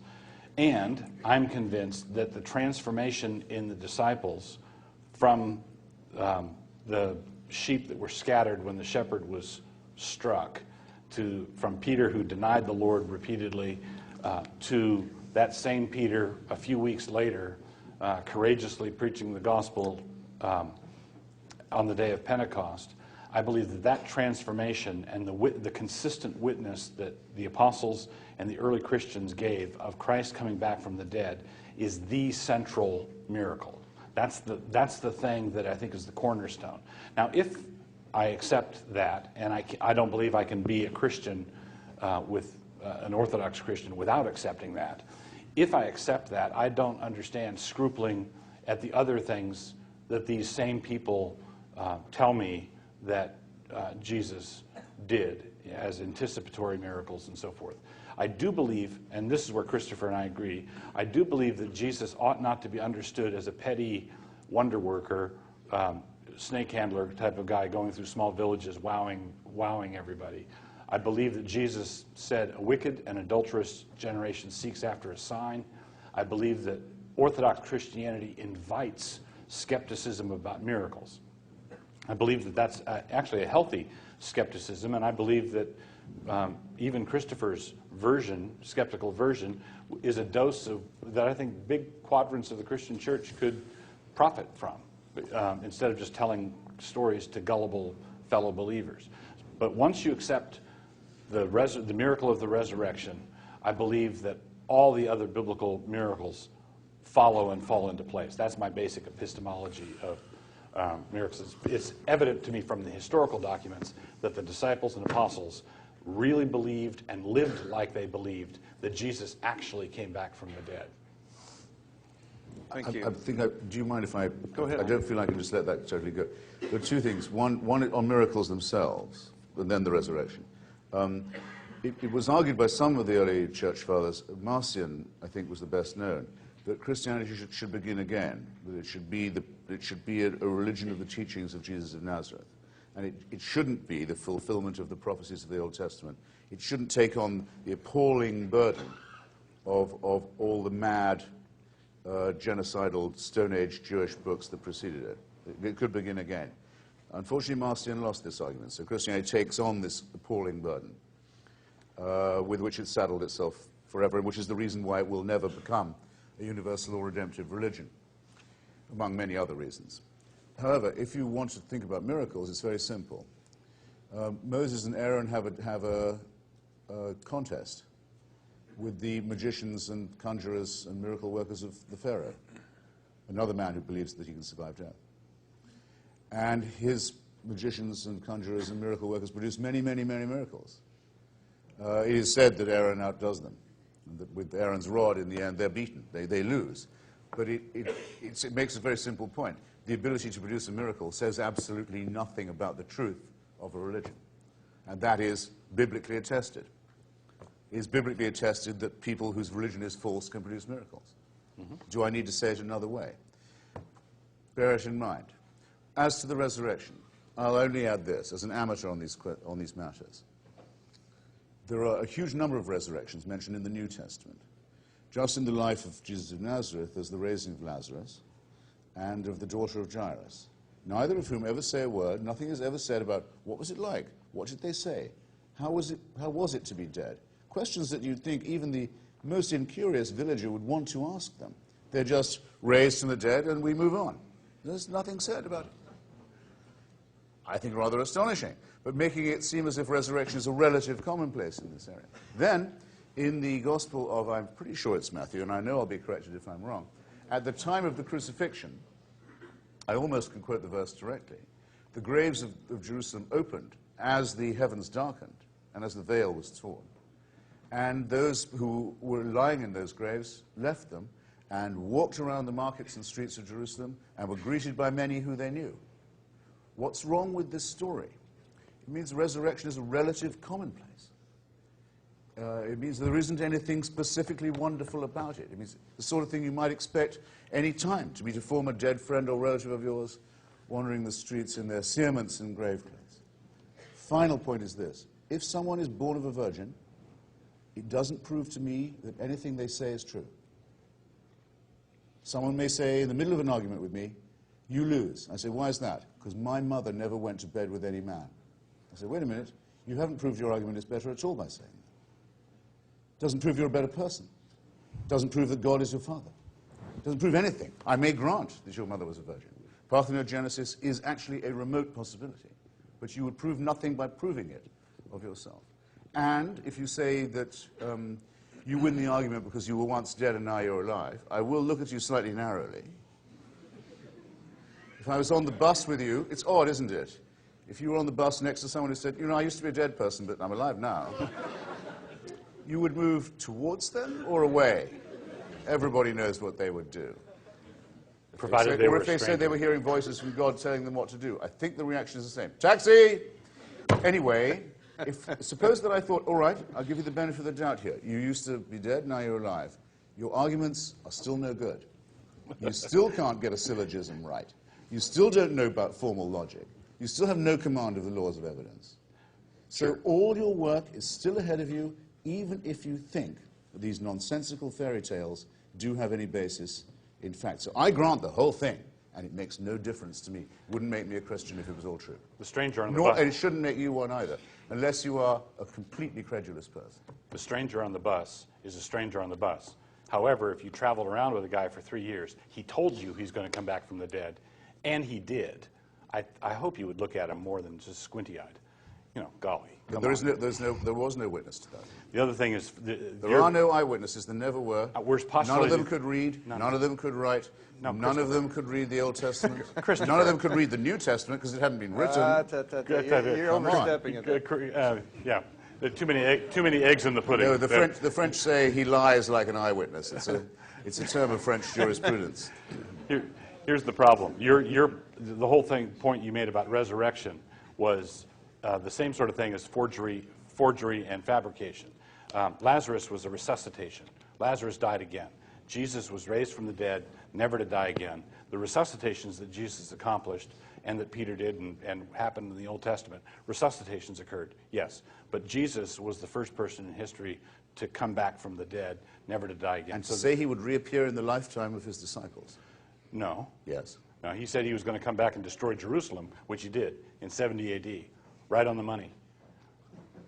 It was the Roman Empire didn't do this. No, he said this generation will not pass away until all these things are fulfilled. Oh. The sun, the moon. Hang on a second. This is really important, actually. I know it is, yeah. Yeah. When Jesus says in Matthew 24, the sun's going to go out and the stars fall from the heavens, he's quoting from Isaiah 13 and Isaiah 34. There's decreation language throughout the Old Testament. Every time it occurs in the Old Testament, it always refers to a military destruction of a nation or a city-state. Always. In Isaiah 13, an oracle against the king of Babylon. And then you have the same decreation language. Then Jesus says in Matthew 24, not one stone's going to be left on another. The disciples say, when it's going to happen? Jesus quotes Isaiah. So Jesus is not talking about the end of the space-time universe. He simply isn't. Has nothing whatever to do with that. It has to do with the destruction of Jerusalem, which happened within one generation, just as Jesus said, authenticating him as a prophet. Don't you have an abnormally unsuspicious mind? If you see someone saying, I'm saying this so the prophecies can be fulfilled, he knows what the prophecies are. And he says, the prophecies say, if the Redeemer comes to Jerusalem, he'll come riding a donkey. Where's my donkey? Let me straddle the donkey and come in, and it's Passover time. Sure, and it says in the books themselves, it says, and this was done so that the prophecies might be fulfilled. So it's a self-conscious engineering of what would be laughable to call predictive. I'll give you the donkey. The donkey could have been arranged. What I was talking about... Donkeys can always be arranged. I was talking about... Asses can be arranged. I was talking about the destruction of Jerusalem, which was not arranged that way. So when Jesus predicted the destruction of Jerusalem, the central point is you interpreted him as predicting the end of the space-time continuum. He wasn't talking about that at all. He was predicting the end of the Judaic Aeon, the temple sacrifices, and Jerusalem, and he did not arrange for the Romans to come in and do that. He sure did not, but... We have other questions. Okay. I think I found the title for book 2. I'll give you the donkey. What do you think? Yeah, I'll go Not bad? Granted the ass. First of all, Okay, bring it on. First of all, I'd just like to thank you for making yourself available for questions. Oh, please. And my first question is if I can ask you a question based primarily on yours and Mr. Wilson's discussion in the book. Yes? My question is, based on the golden rule, do unto others as you would have them do unto you, I ask, how do you explain suicidal people who act under the golden rule? We have several examples of this in recent shootings by my fellow teenage Americans. Robert Hawkins, the 19-year-old gunman in this last year's Ohama mall shooting, said in a conversation with a friend before his attack that, and pardon my language, but I think it adds depth to this, his life was a piece of shit. What's to keep him from treating others like their lives are pieces of shit? What is your basis for what I ought to want done to me? Yes. Just to both? This is to Mr. Hitchens. Yeah. Thank you.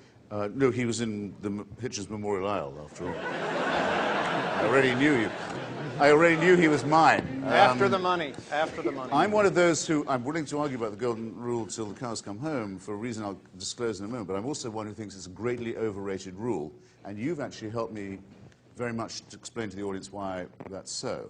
First off is this. When people say, without Christianity, we'd have no morality, we wouldn't know what was right, what was wrong, I do point out that the idea that you should love your neighbor, not as yourself necessarily, because that's rather strenuous. In fact, it's extreme and it's impossible and rather sinister. But love them, or at least to the extent of not doing anything to them you wouldn't want done to yourself, is certainly in the Analects of Confucius as a thought, a very long time before monotheism, and is undoubtedly and is best known as the Golden Rule from Rabbi Hillel, the Babylonian rabbi, who when asked, could he express the whole of Talmudic wisdom in one sentence while standing on one foot, said, yes, he could. Do not do to another what would be repulsive if done to you. All else is commentary. Now, what's wrong with it? Some people need to be treated harshly, obviously. It's the same problem that you have in the Old and the New Testament. In the Old Testament it says, if an eye must be repaid with an eye, a tooth for a tooth, you know how it goes. It comes at the end of that crazy chapter about ox goring, and the same chapter that says, thou shalt not suffer a witch to live. It's one of the most appallingly ranting, lex talionis, sadomasochistic chapters of the whole New Testament. But at least it says, let people be treated really cruelly if they have transgressed against you. In the New Testament, it says something even more nonsensical. You can't, unless you're with yourself without sin, be casting any stones. On that basis, we can't indict Charles Manson unless we are innocent ourselves. This is moral chaos. A lot of people need to be treated by me in ways I don't want to be treated myself. Otherwise, there's no basis for law. There's no basis for justice. So the whole of biblical religious morality is based on a very unsound tautology. And I guess that's the whole of my answer. And it shows that law must be derived by us from human and social experience and from the knowledge that we will gain by the study of the psychology and other things of the criminal type, and cannot be sucked down by us from a heavenly decree. That's the only way you can't get law. That's the only way you can't get morals, is by assuming that they will be given to you from on high. This is why Christopher and I agree on the troublesome Amalekite question. Some people need to be treated harshly. Right? Thank you. Unless he's an Amalekite. Yes, we'll finish with questions at 8:30, just so you can plan your night in the Wilson aisle. This question is applicable to both of you, but I'm going to direct it to you first, Mr. Wilson. It's pretty obvious from your discussion tonight that you two don't agree. So you mentioned at the beginning, Mr. Wilson, about common ground. My question for you would be, do you see common ground between the two of you? Or in other words, what is it that allows you to have a discussion like this, that allows you to both articulate your positions? Because, at least from where I'm standing, it looks like your positions are not reconcilable at all, and that this type of dialogue would be impossible. So if you both could just comment on the nature of common ground, and if that factors at all into your discussion, that would be great. Yes, I can answer that very quickly and very, very directly. I don't believe the common ground between us has to do with our worldviews or what we think. I don't think we have common ground there, period. Christopher's an atheist, and I'm a Christian minister, so we don't have common ground there. And when I tell you what I believe the common ground is, and I believe it's substantive, wide, and deep, very profound common ground, our disagreement will extend to that. Christopher won't agree with me on that being the common ground, but it is. He's created in the image of God, as am I, and as are you. That's our common ground. You better hope that what you're looking at here, that's me, isn't God's image looking back at you. You've every reason to hope that's not true. Yes, as for the more he there says, was a fall. The Yes. more we find common. The more we find. As for the more we find common ground, the more I'll deny it. Look, I wrote a book once called "Letters to a Young Contrarian," and old guy, came up to me in Los Angeles at the bookstore the other day with a copy of it and said, "Would I sign it?" And I said, "Sure." And he said, "I tried to give it to my son," said this old guy, "in the hope that he'd become a contrarian. But he refused." There is a gulf fixed, as it says in Scripture, a gulf fixed between not just what Douglas Wilson thinks and what I think, but in how we think. We just don't think the same way. It's not, we don't disagree on details, right, or on matters of fact or so on, or even interpretation. We just don't think the same way. It would be completely impossible to make compatible or reconcile our methods of thinking. I attribute my presence here among you to the operations of the laws of biology and random mutation and natural selection. I have no reason to think that I'm any different from everybody else in that respect. I don't think that you're here for that reason and I'm here because of a divine plan. I can't make myself think it. I don't think it would be a good thing if I could make myself think it. It's as simple as that. And I'm very glad that there's no reason to believe that there is a supernatural guidance and authority, because, as I said to you earlier, if there was one, it would be able to convict me of thought crime, and it would be an unanswerable, unchallengeable totalitarian dictatorship. So to me, it's a huge pleasure to realize that the evidence for this is non-existent. Okay. A random mutated question from the Hitchens aisle. Thank you both for being here. I think you started touching on what I was going to ask. But my question was that if there is a loving God, what could he do, or what would he have to do for you to believe that he existed and to get to know him? Well, if there was a loving God, I can't but feel that one would know it. We wouldn't, I mean, in other words, a thing that's always baffled me about not just Christians of various kinds, but Jews and Muslims, is they keep asking God, why? Why do you let this happen? Why do you permit all this appalling suffering? Why do children die of cancer in the womb? You can fill it all in for yourself. I've always thought that's ridiculous. I mean, if I believed in God, I would have enough respect for the idea of an omniscient, ineffable, omnicompetent, omnipotent, omnipresent deity, not to be pestering him with demands for an explanation of himself. It would be enough, surely, that there was this. Not that it was some equal that you could be having a bullying match with, like the book of Job, where God descends to pettiness and spite and revenge and makes himself look ridiculous. You wouldn't do that, I'd say. The explanation wouldn't be available to me. My brain wouldn't be big enough to understand it. My consciousness wouldn't. But the reason why I say that is because it's pretty self-evident that if there is a deity, he is not a loving and compassionate and tender one who wishes all the best for us all the time. A loving and compassionate and tender one who wishes all the best for us all the time. If that was so, our lives would be banal, they'd be empty, they'd be pointless, they'd have no meaning, we'd have no reason for an independence of mind, we'd have no reason for inquiry or free will, we'd have no reason to relish the struggle for innovation by anxiety and doubt, and so all of that would be, it would be a warm bath. It would be like being a Buddhist. It'd be a warm bath of semi-consciousness and benignity. Thank goodness it's not true. He almost said, thank God. Yes, thank goodness it's not true. So That close. in other words, well, I suppose this is as far as I'd take it. When I talked about dictatorship before, I would say of it, if it was celestial, what I would say about it if it was human and merely terrestrial, that it would be even worse if it came to me under the excuse of being benign. The worst kind of patronizing tyrannical authority is the one that says it's controlling you for your own good. Right? Thank you. Thank you. Over here.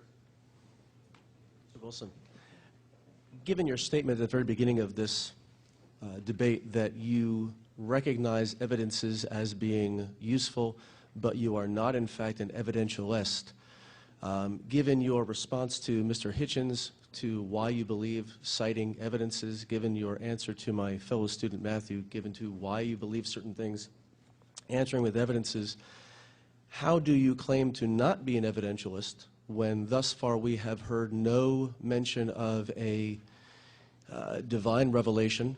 And do you have, and how do you understand the noetic effects of a relationship with Christ?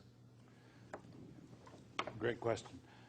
What I was attempting to answer there was my belief in particular miracles, particular historical details, and that has to do with the infallibility of Scripture, which I accept, the full infallibility of Scripture, and I accept all the miracles, and I accept all the miracles because of the resurrection of Christ. The broader question, do I believe in that God reveals his existence to us through Scriptures and through the general creation? Yes, I do. So I don't need a miracle. I don't need a miracle, a special miracle, in order to believe in God or to believe in his triune character. God's eternal majesty and power have been clearly shown, Paul says in Romans 1, through the things that have been made. So general revelation is sufficient to declare the power and majesty of the divine Godhead. And I believe, number one, it's not just that God does that toward us, but it's not just that he gives us light, but he gives us eyes. So I believe our capacity to know that God is there is built in. And this ties in with the noetic effects of sin on our thought processes. Again, in Romans 1, Paul says that men suppress the truth in unrighteousness. Though the things that are known about God are clearly evidenced, they suppress the truth in unrighteousness. That's the noetic effect of sin. So I believe that one of the things that we have to keep in mind, and this goes back to Christopher's answer to the previous question, and that is when we look at wars and turmoil and stress and strife in the world, we can't just say there's God who's holy and infinite and good, and man who's innocent and never did anything wrong, and why are these terrible things happening? We have to take sin into account, not only for the state the world is in, but for the way, as a way of explaining why we respond to those events the way that we do. So I believe that evidences are important and they can be plugged into the discussion, but I presuppose the triune God of Scripture declared in creation and in Scripture and begin there.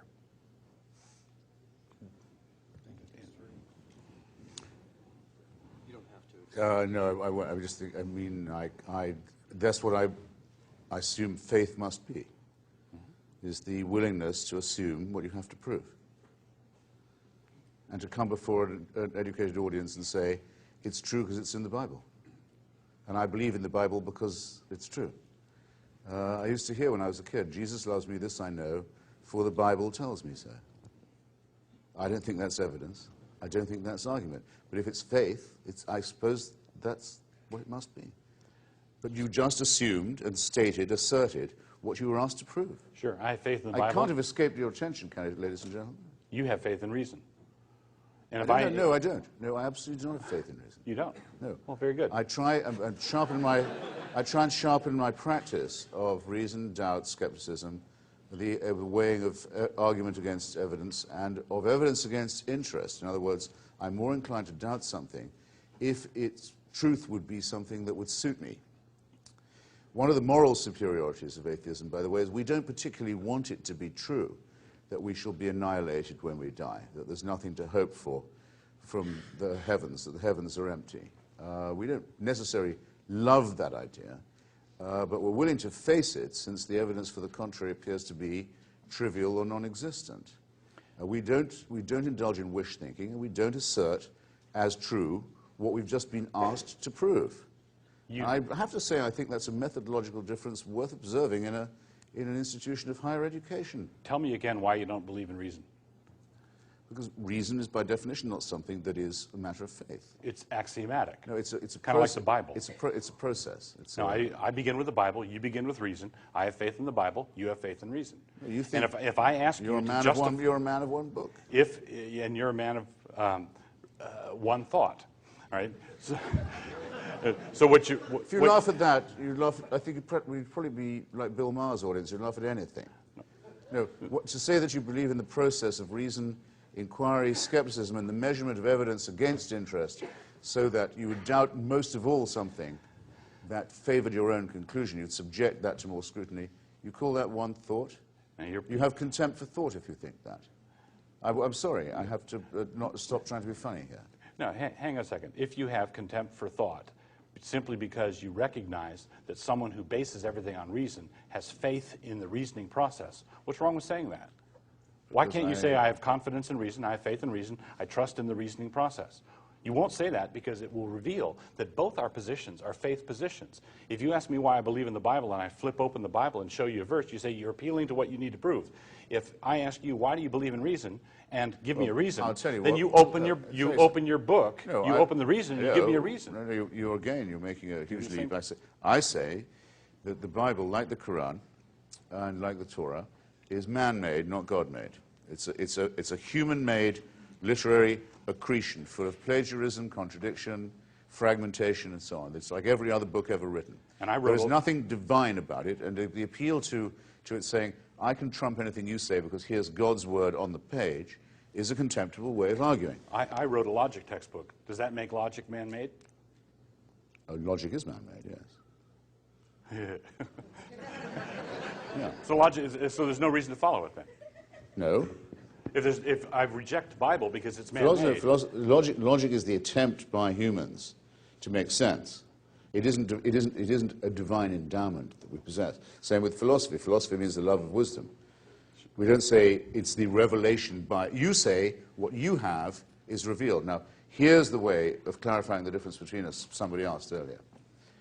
I don't claim to know more than I can. Everything I've said this evening, I've backed by assertions, evidence, argument.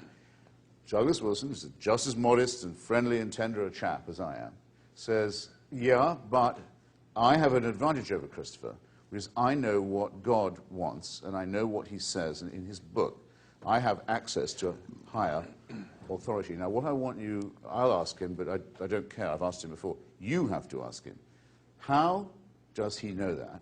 And by what right does he claim to know the mind of God? And if you were a serious spiritual person, wouldn't you think it was a bit much that someone said they could come before you and tell you what God wanted? As long as they don't call it modesty, I don't mind. As long as they don't call it humility, I don't mind. But I don't like being told that my arguments aren't as good as his because he has divine information that's withheld from me. Yes, sir. I think we're over here. Thank you. You used physics extensively in your opening statement. How do you answer Hume's problem of induction? And as perhaps to anticipate a possible answer, if you take the Kantian route and say that causality is a precondition for experience, how then do you rationally justify your belief that your future experience will be uniform and cause and effect like your past experience was? Well, I don't think it's an improbable or unfair projection that would be the case. But that's begging the question. Well, yes, but and I'm not a physicist either. But I mean, look, there's an assumption with which I will dispense.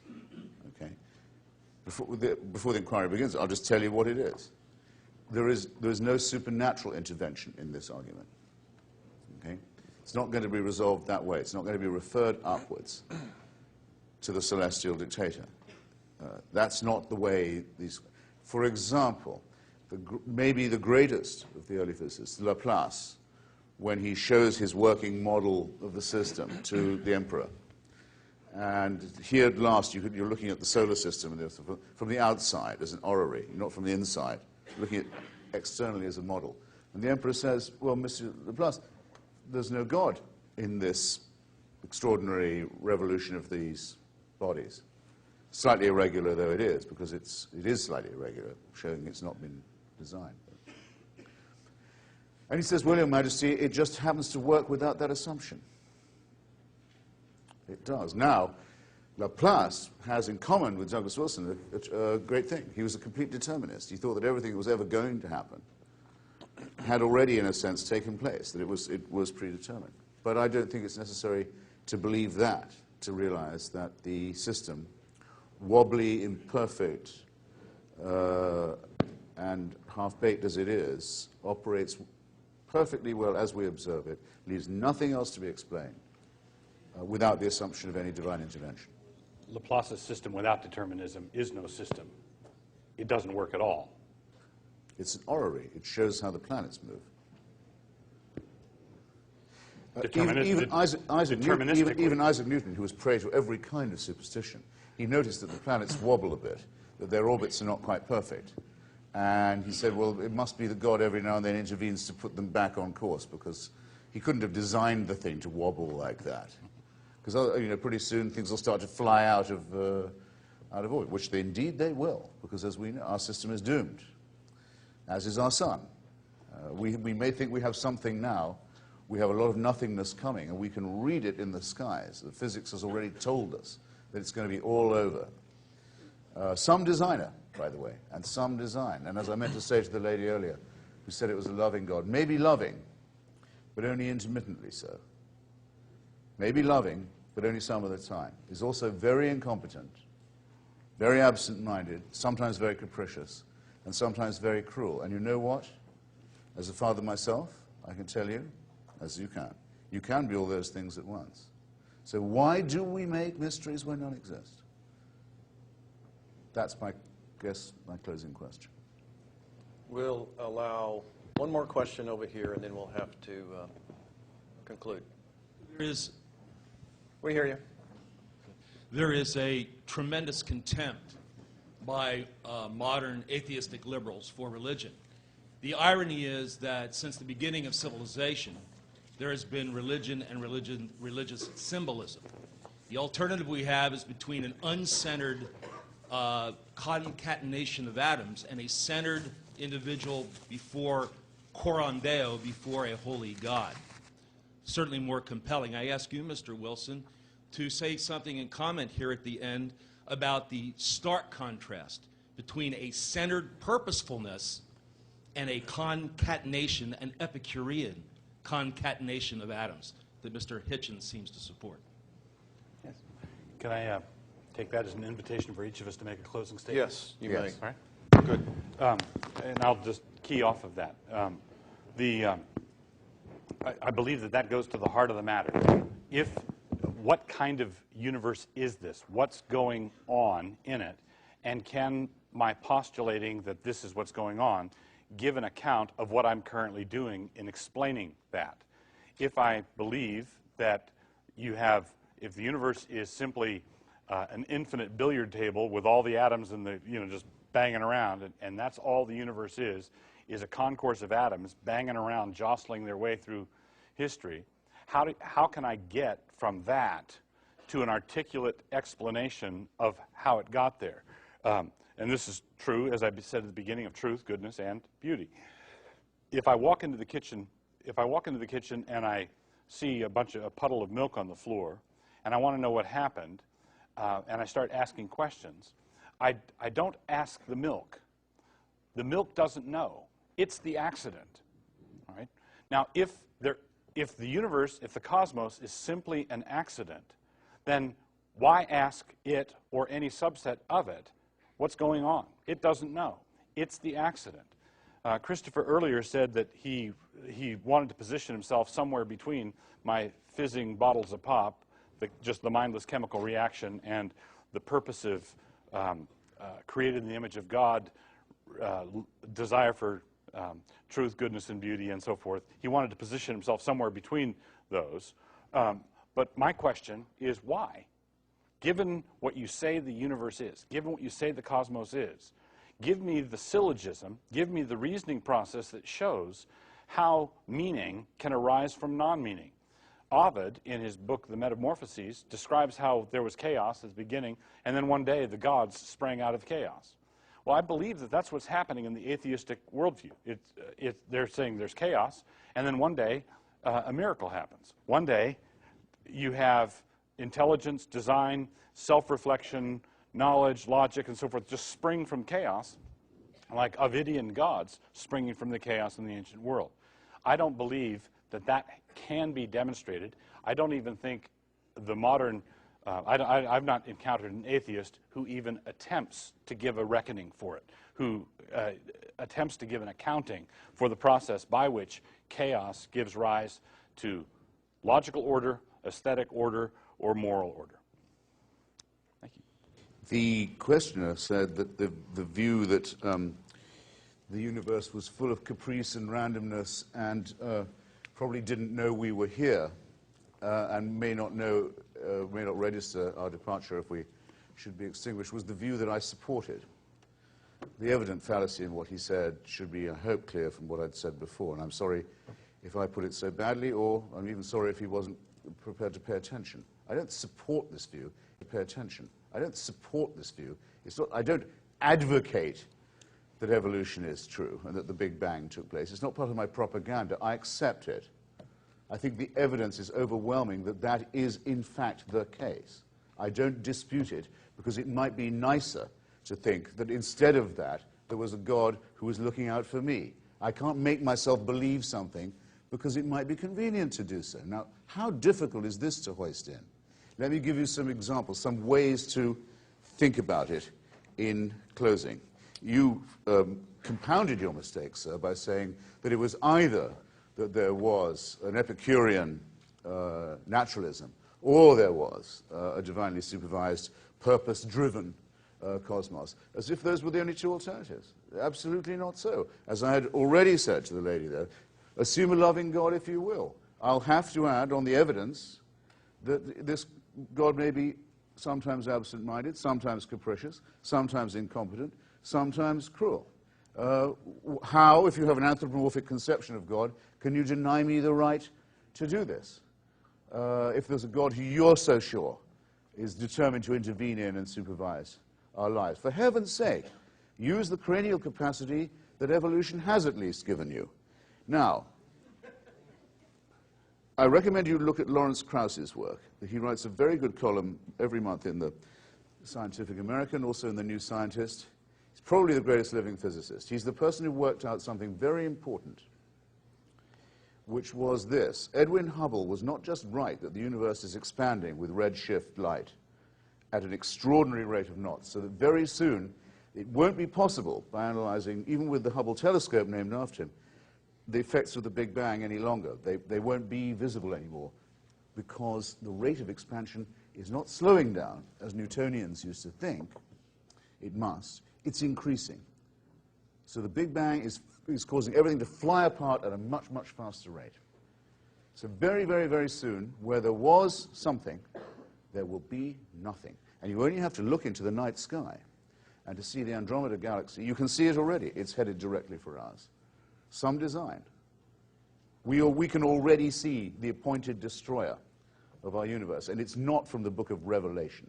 It's not from some nonsensical, raving Christian propaganda from the island of Patmos. It's just there. It's part of the way the universe is.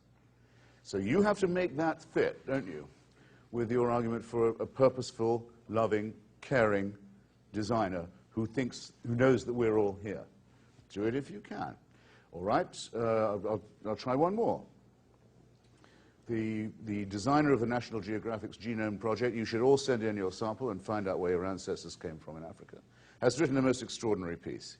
They've now sequenced it all back into Africa, and they've found out where our species began in Africa in the savannah.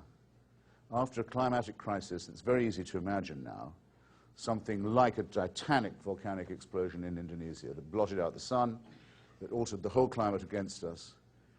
It's thought that the species went down to about 5,000. In fact, in other words, before they decided to make the migration north, find somewhere cooler, abandon the savannah for which our bodies are designed, we were 5,000 casualties short of going the way that 98.9% of every species ever created, ever found to be present on this earth, has already gone into extinction. I'll say it again. Effectively 99% of every species ever on Earth has already become extinct, and nearly us. Some design, some father, some caring God, some designing supervisor. There is no recourse to a dictatorial authority in this. It's very lucky that we're here. The randomness in that case worked in our favor. Francis Collins, the Christian genome scientist, thinks we've been here maybe 100,000 years. Richard Dawkins thinks maybe 250,000. I'll take 100,000 years. For 98,000 of those years, if you're a Christian, you have to believe heaven watched with folded arms. Most people died of climatic crises in Africa, or just watched their children die as soon as they were born, or saw them perhaps struggle for a few years. Life expectancy maybe 25. People dying of their teeth, of revolting deficiency diseases, misery, struggle, famine, turf wars over women, turf wars over territory, terror at any supernatural seeming event, an earthquake, a comet, everything a nightmare, a mystery, no germ theory of disease, fear, trembling, but slowly, gradually, struggling onward to become Homo sapiens. For 98,000 years, heaven watches that, not caring, and then says, 2,000 years ago, it's time to intervene. Why don't we give God a son and murder him cruelly in an illiterate part of the Middle East? That ought to solve it. That's what you have to believe to be a Christian. Well, I invite you to believe it.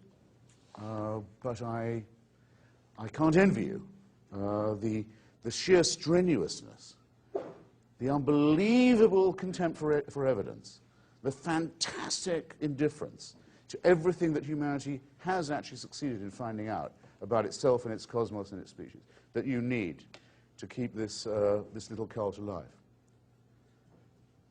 All the same, thanks for having me. Well, this...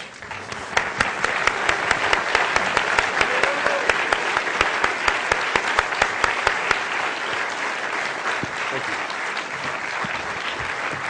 Anytime.